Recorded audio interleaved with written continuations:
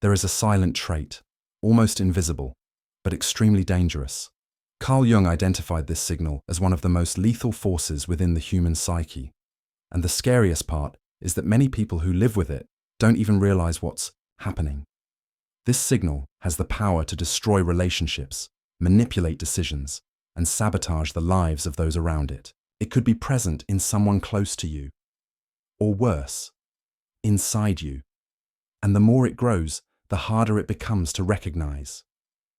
Today, you will learn how to identify this signal with psychological precision, and most importantly, how to neutralize its impact before it's too late. What you're about to understand may forever change the way you see people, and it will protect you from a mental pattern that has already caused irreparable emotional damage in thousands of lives. By the end of this video, you will no longer be manipulated by it, or by anyone who carries it. Now I need to tell you about James. James was always seen as the nice guy, calm, polite, helpful. At work, everyone trusted him. In relationships, he seemed perfect. But behind the calm smile, there was something off. Small comments that put others down. Contempt disguised as jokes. An empty look when someone opened up to him. James didn't yell. He didn't lash out.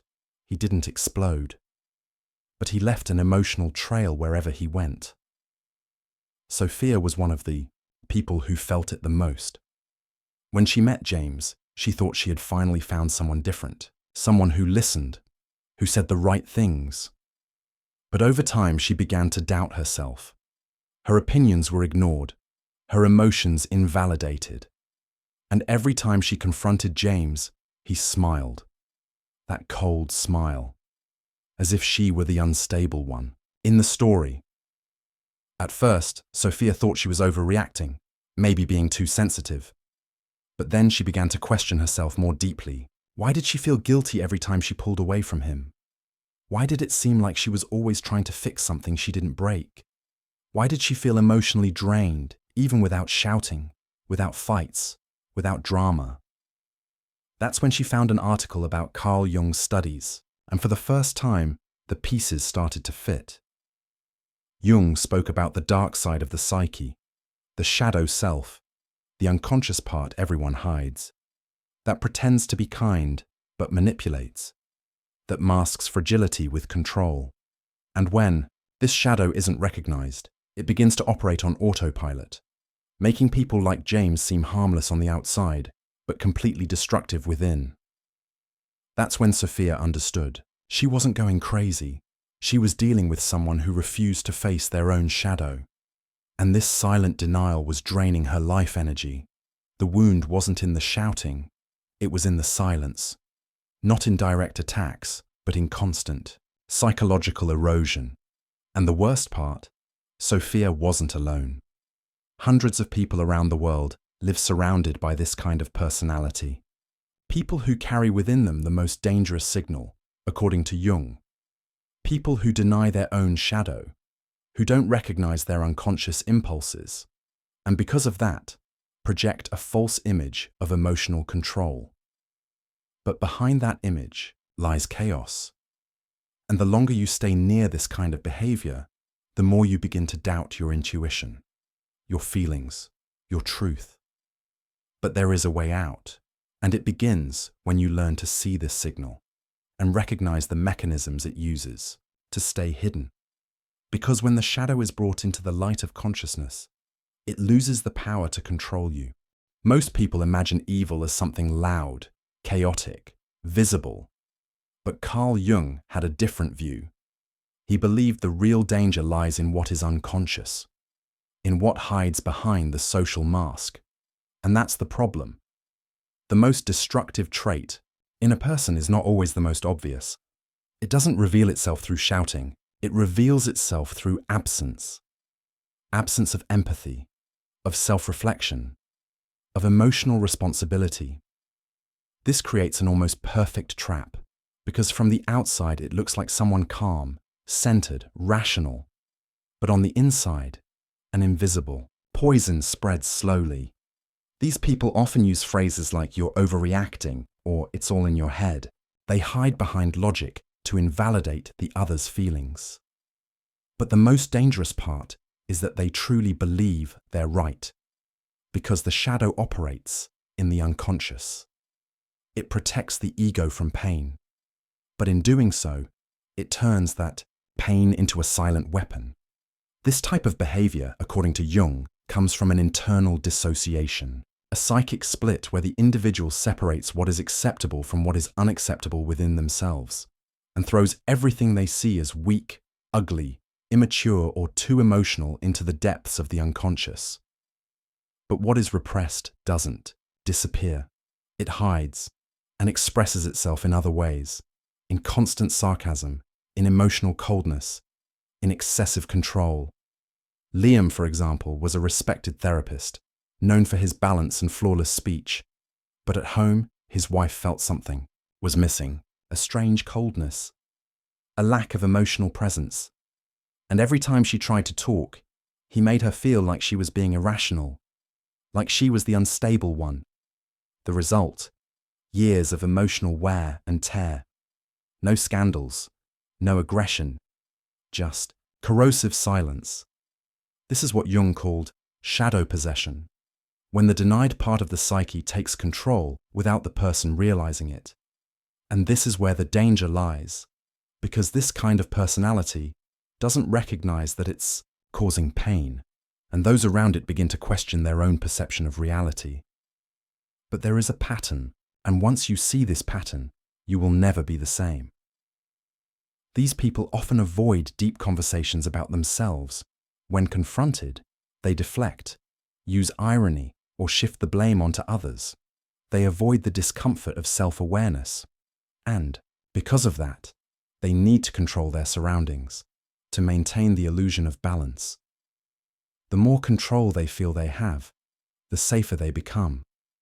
But all of it is held up by a fragile structure, because eventually, something breaks, the mask falls, the pain shows up. And when that happens, the damage is already done. If you've ever felt emotionally drained around someone who seemed perfect, you may be dealing with this pattern. And if that's happening, you need to understand something fundamental. Feeling is not weakness. Seeing what others don't is not exaggeration. That's sensitivity. And sensitivity is a gift. But without knowledge, it becomes vulnerability. You are about to understand the exact signal Jung identified as the most dangerous. And more importantly, you will learn how to disarm this pattern before it destroys you from the inside. Carl Jung was not the only one to identify the dangers of the unconscious shadow. In ancient traditions like Taoism and Buddhism, the hidden aspects of the psyche were already discussed. The Tao, for example, teaches that within every light, there is shadow, and that denying this duality is the source of much human suffering. Buddhism speaks of the illusory self, the part that clings to the image of who it thinks it is, and therefore resists transformation. Jung translated this into modern language. He said that the more a person rejects their own darkness, the more they project that shadow onto others. In other words, what they hate seeing in others is what they refuse to see in themselves. And this is the most dangerous signal. The person, dominated by the shadow, becomes blind to themselves. They act, react, judge, sabotage, and believe it's all logical, fair, necessary. This is called unconscious projection. And here lies the most sensitive point. When someone constantly sees others as weak, dramatic, wrong, or unstable without ever looking inward, it reveals an active shadow. Jung said that projection is one of the most effective ways the shadow protects itself. It transfers inner content outward, because it's easier to blame the world than to face one's own wound.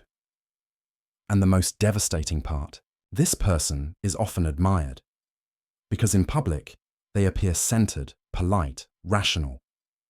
But what few notice is that they live in a state of emotional disconnection, and that disconnection prevents them from feeling the pain they cause others, not out of malice, but out of blockage. This is the true face of the signal Jung considered dangerous, the inability to confront one's own shadow.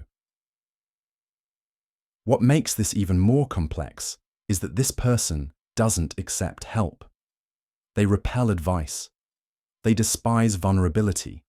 And even in therapy sessions, they may manipulate the narrative to protect their self-image. That's why Jung said the individuation process, the path of integrating the shadow, is painful, but absolutely necessary. Because only when a person recognizes their dark side can they begin to free themselves from it. And here's a truth few have access to. When you learn to identify this psychic structure in others, you protect yourself. But when you learn to recognize these fragments in yourself, you transform. Because everyone has a shadow. The difference lies between those who pretend it doesn't exist and those who have the courage to face it. In the next few minutes, you will discover the most common patterns that reveal the presence of a denied shadow in someone, and you will understand how these signs, although subtle, can save you from toxic relationships, wrong decisions, and emotional cycles that repeat. Can you recognize this pattern? It doesn't scream, doesn't threaten, doesn't explode.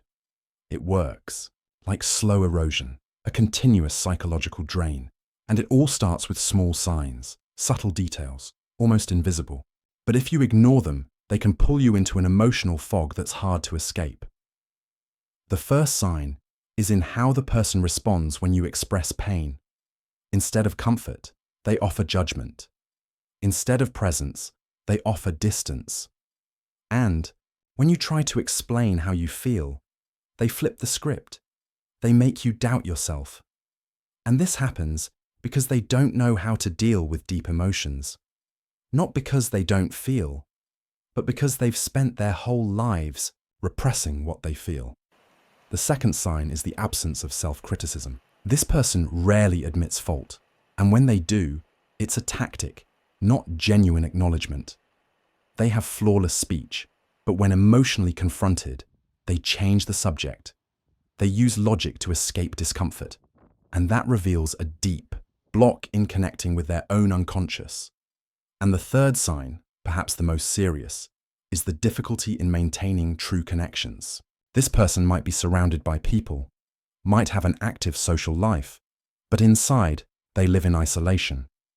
And when someone gets too close, they pull away or sabotage it, because deep down, they fear being seen for who they really are.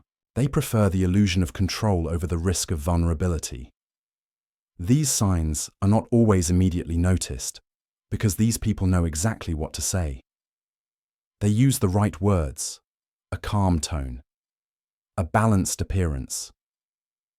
But energy doesn't lie. Something about them always feels off. Have you ever felt that? A presence that seems safe but drains your strength?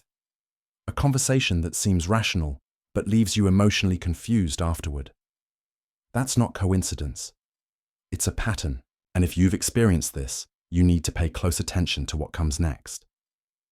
In the next few minutes, we will go deeper into these signs and show you how to identify them clearly, even within yourself, because the most dangerous part of the shadow is not what it shows. It's what it hides. But before revealing the full pattern, there's a detail even more unsettling, a specific trait that Jung considered the core of the shadow. And almost no one sees it until it's too late. Remember Noah's story, the young man who grew up believing he had to be strong all the time, who thought hiding what he felt was a sign of maturity. On the outside, he was admired, discreet, productive, always with a logical answer for everything. But on the inside, he felt trapped, disconnected, unable to form deep bonds. For years, he blamed others, his girlfriends for being too emotional, his friends for not understanding his worldview. But only when he had the courage to face his own emptiness did he realize the truth. He wasn't strong, he was numb, and his shadow, the one he had spent his life denying, was exactly what kept him from feeling alive. It was only from that moment that something began to shift. Noah sought help. He began the individuation process, started confronting the parts of himself he had hidden out of shame or fear, and that set him free. Because when you integrate your shadow, you don't become worse, you become whole, and that's what can happen to you. Maybe you've lived something similar. Maybe you've felt in a relationship that you were being drained, that your emotions didn't matter, that your pain was treated as weakness, and maybe you believed the problem was you. But now you have a new perspective, and with it comes power. The power to recognize the signs, to understand that not all coldness is strength, not all logic is clarity, and that often the ones who speak most about balance are the ones who feel it the least inside. By understanding the mechanisms of the shadow, you start protecting yourself, not with emotional walls, but with awareness. You stop repeating unconscious patterns, and you begin to choose, with clarity, who you connect with. You learn to notice when you're being emotionally manipulated, when someone is trying to flip your reality. And more importantly, you learn not to do that to yourself. This knowledge changes how you see yourself, how you interpret your feelings, and how you show up in the world. Because the truth is, every human being has light and shadow, but only the brave choose to face both.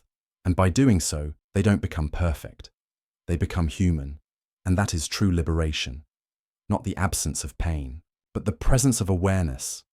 Now, what you're about to discover is the core of the most dangerous signal, according to Carl Jung. The psychological detail that changes everything. And once you see it, you can't unsee it. And here is the darkest detail Carl Jung identified in decades of deep study of the human soul. The most dangerous signal is not the scream, it's the silence. Not the silence of peace, but the silence of denial. When a person refuses to look within, when they run from discomfort, when they smile on the outside, but inside hide behind masks, so well built, even they believe in them. This kind of person can go through life without ever meeting themselves. And worse, they can drag others into the same abyss, with sweet words, calculated behavior, and an apparent maturity that is nothing. But emotional theater, Jung said that true evil is not what shows itself. It's what hides behind supposed normality, because the shadow that is not faced takes over. Now imagine being able to spot this in seconds, in any conversation, in any glance. Imagine recognizing unconscious patterns in others, and most importantly, in yourself. In the next episode, you'll discover the 5 most common shadow archetypes in relationships, and how each one of them can disguise itself as love, wisdom, or authority, but in truth are unconscious forms of manipulation. If this content resonated with you in any way, then you're already on the path of awareness. Now it's time to act. Subscribe to the channel so you don't miss the next episode. Click like, because that tells the algorithm this kind of content needs to reach more people. Turn on notifications, because what's coming will go even deeper into what you've started to awaken today. And most importantly, share this video with someone who is going through a confusing, painful, or suffocating relationship. This information might be exactly what they need to wake up. The path of awareness isn't easy, but it's liberating, and you are not alone.